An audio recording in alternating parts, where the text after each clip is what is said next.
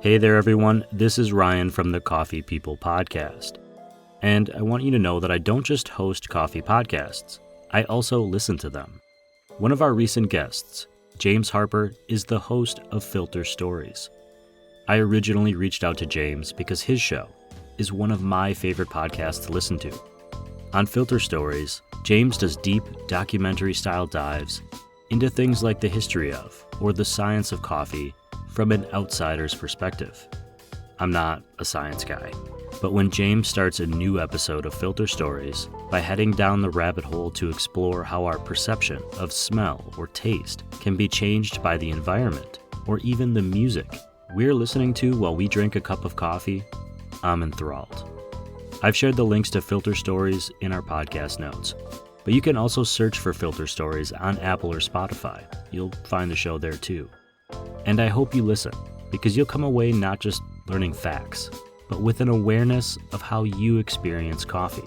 And because you can never listen to enough coffee podcasts, check out Filter Stories on your favorite podcast platform. Before we get started, I want to shout out the presenting sponsor of this show, Roastery Coffee Packaging Company, found online at roastery.com. Learn more about how Roastery can support your coffee roasters' packaging needs by going to roastery.com. Now, on to the show. No. Okay. We just had the most intelligent, well thought out conversation, and none of it is saved. So I'm going to start over from the beginning. If you're listening to this, know that we've had this conversation once. So if it sounds really smart, it's because we've practiced. We've literally rehearsed it. We're professionals. Unintentionally. I don't think that's ever happened to me where I've done a whole show where nothing was saved.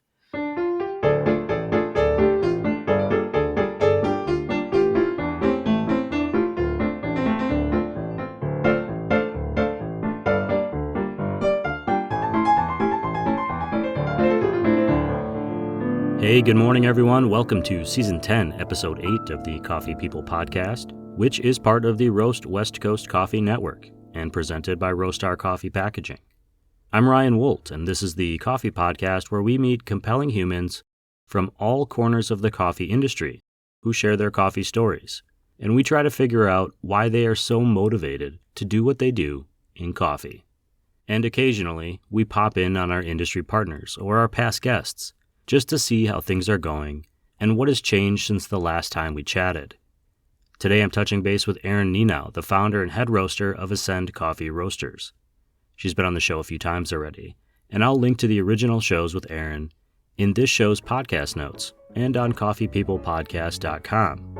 Be sure to check it out.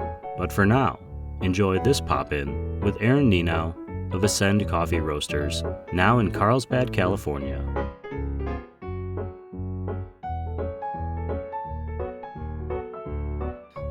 Hey everyone, welcome to this second edition pop-in episode of the Coffee People Podcast, presented by Roastery Coffee Packaging and hosted by me, Ryan Woldt. I'm joined once again by the founder of Ascend Coffee Roasters, Erin Nenow. Ascend Coffee has been a longtime partner of this podcast and our platform and efforts to uplift coffee. And I wanted to check in because it's been a year of change for Erin and her team. The first time she was here sharing her coffee journey a few seasons ago, she was running Old Cal Coffee, managing it, co-owning it. It was a space that was slated for redevelopment and has since kind of gone down that path. And she found a new space for a new cafe, a new Ascend Coffee.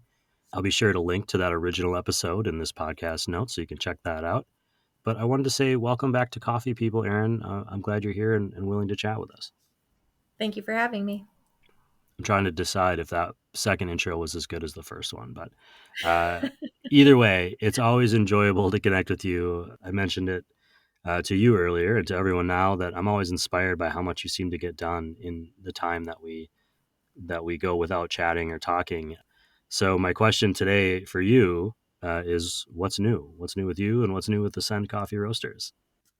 Well, everything is new. We're in a brand new space, starting a new chapter of our business that, it's funny that you say you're impressed with how much we get done because I feel like my sense of time is very warped.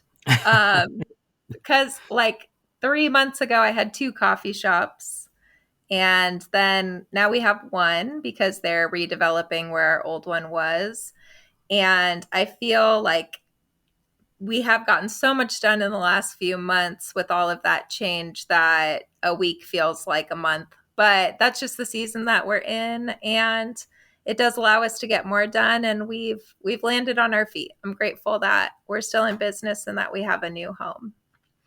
Well, the new home, the new Ascend Coffee Roasters Cafe, is in the La Costa neighborhood of Carlsbad, California. It's not far from your original location.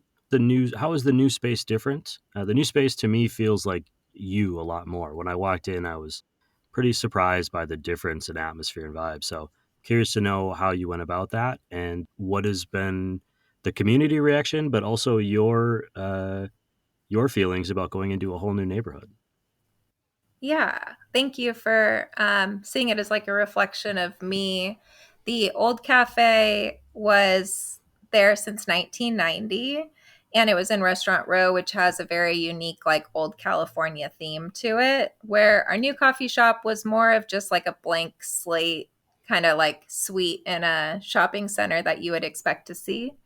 So it didn't really have any character when we leased it, but that was kind of exciting because the other one had a built-in community, a built-in life of its own when I started working there 10 years ago.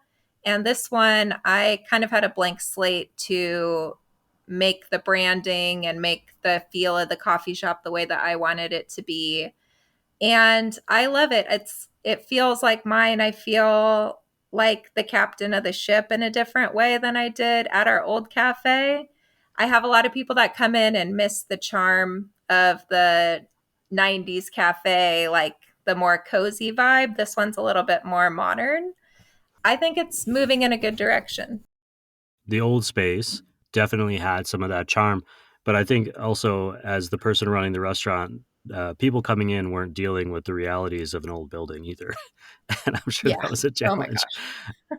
The new space feels very happy. I think when I walked in, I was kind of noticeable. It was noticeable to me that it felt like a very uplifting, kind of bright space, which I really liked. Thank you. You're welcome. I'm wondering what have been kind of obviously there are advantages to new space, but what have some of the challenges been? I mean, you're starting in a place where no one knows you to some extent. And I should say nobody, but you mentioned to me previously that even though it's not far, the communities don't necessarily overlap and people are looking for coffee in a place that's convenient to them. So what has that challenge been like for you? Thank you for mentioning that it's like welcoming and uplifting because that's our brand. I want coffee to be motivational in the morning. Like, okay, I got my coffee. Now I can go do all the things. So I'm happy that that's translating. The challenges have been creating a new community. I'm so lucky that a lot of the people in San Marcos like the coffee enough to make the drive over and see us because it's just 6 miles away. But there are a lot of people that that's too far. So they come and see us once a week or once a month. And we've really had to create a new community in La Costa and get to know the locals there. So that's been my challenge. Like running a business, your business takes over your life. So people have been like, what are your hobbies lately? And I'm like, marketing. I'm learning marketing. So I'm learning about like Google ads. I'm learning about more about Yelp. I have a big arrow that I stand on the street with, trying to point people into the center so they can find us. But we have new regulars, new families we've gotten to know. And that part has, I've been at this for 15 years, and that part has kind of felt like I'm in a new era. I mean, I've always loved what I do. I have like the best job in the world. I own a coffee shop. But it's kind of just given me a little bit of a fresh start, which I love. And I love that the people from San Marcos still come over to see us too, because those are like our homies, like the people that have been like a part of our Ascend family since the day that we opened. So it's cool. It's got to be fun though to know that new customers that are coming in don't necessarily have this preconceived notion of what Ascend might be because of the old cafe. They might Yes. just be coming in because they were at the Sprouts or at the dog groomers next door. little note, if you like looking at other people's dogs but don't want to have a dog of your own, sitting in front of Ascend is a great way to kind of experience that. But it has to be kind of a freeing thing to know that people walking in don't necessarily know you. They don't have a long relationship with what you had done before, so they can just judge the new space for what it is. Yeah, and that part has been cool because when we were Old Cow Coffee and then we became Ascend overnight, and a lot of people compared Ascend to Old Cow Coffee, which, I didn't want to stray too far. I wasn't trying to like rewrite the book, but Ascend was a new company with a whole new set of offerings. So it is so nice to have people just judge it on its own. Mm-hmm. We have a really good baking program. We make all of our pastries from scratch in the back. People just seem to love that and love that we actually have breakfast and lunch too.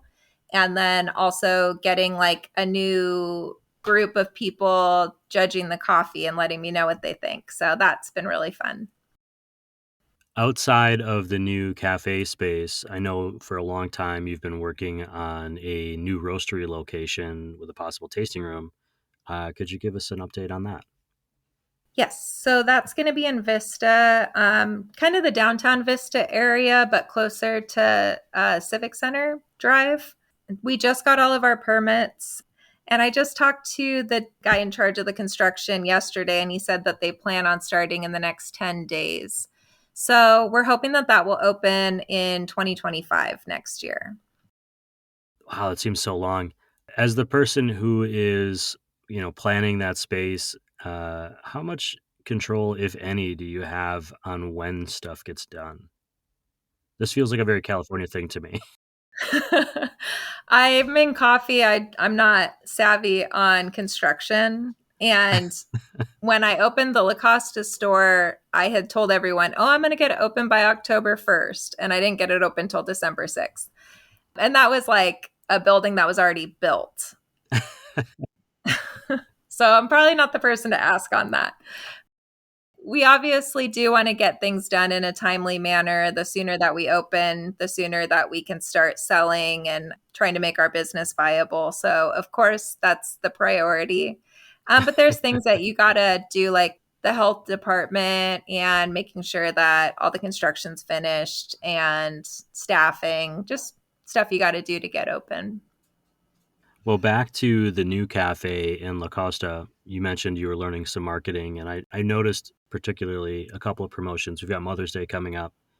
You were posting earlier today about a pay it forward program. Can you tell us a little bit about that? Yeah. So we have like a board in our cafe where you can buy a coffee for a loved one and grab a sleeve and a Sharpie and write a message to like your wife and just be like, hey, love you so much. Happy Mother's Day. Love Ryan and the pup. And then she can come in and order anything on the menu, grab that sleeve. You paid for her coffee already, and then she can enjoy that sweet little love note from you all day on her coffee. I've been working to try to make it known how much I care, so that'll be a good way to do it. I see who's in the screen with you there. Oh, this is my dog, Cass. I've been gone at the coffee shop all day, so he's like, Mom, like he's happy to see me. I'm going to let you get back to spending time with Cass. But is there anything else that you want to let people know just as we're popping in today? Just that if you haven't been over to our new cafe yet in La Costa, I would love to invite you over to see it. Like Ryan said, it's a different vibe. It's welcoming and fun, and I just want to share it with as many people as I can. And we're also online. If you're not in San Diego, we're at ascendroasters.com and on Instagram at ascendroasters. So we'd love for you to follow our journey. Well, and I don't want to forget this, but I know you've worked hard on a crafty, darker roasted coffee. So if you're out there listening and you're like wondering where all the dark roast went, you'll find it at Ascend. That's where you go. Yes, we have craft dark roast. Erin, thank you. Cass, thank you for sacrificing for a few minutes. We really appreciate you being back. Thank you. Thanks, Ryan. I appreciate you doing it twice. The show.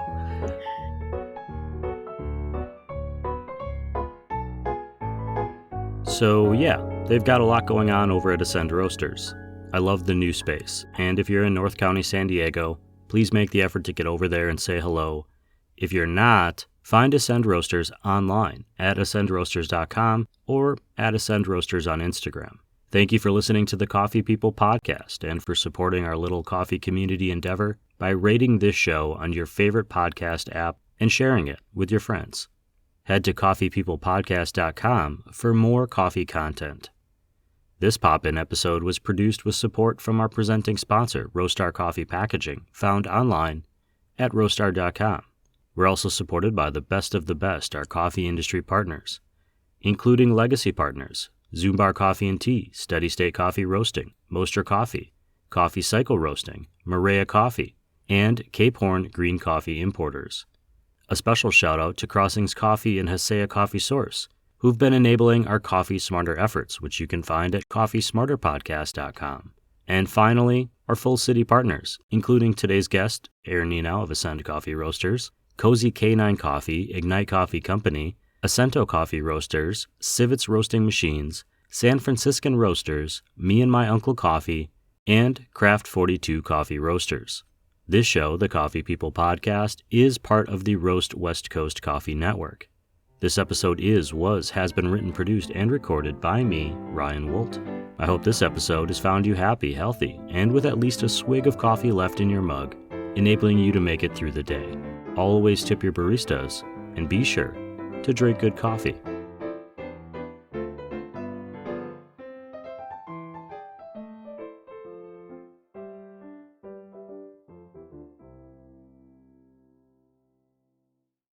Okay, that all recorded. All of it. Great. If you are in the early stages of your coffee journey, we want to support you. Check out the Coffee Smarter Education podcasts. Coffee Smarter is designed to enable coffee drinkers to brew a better cup of coffee at home.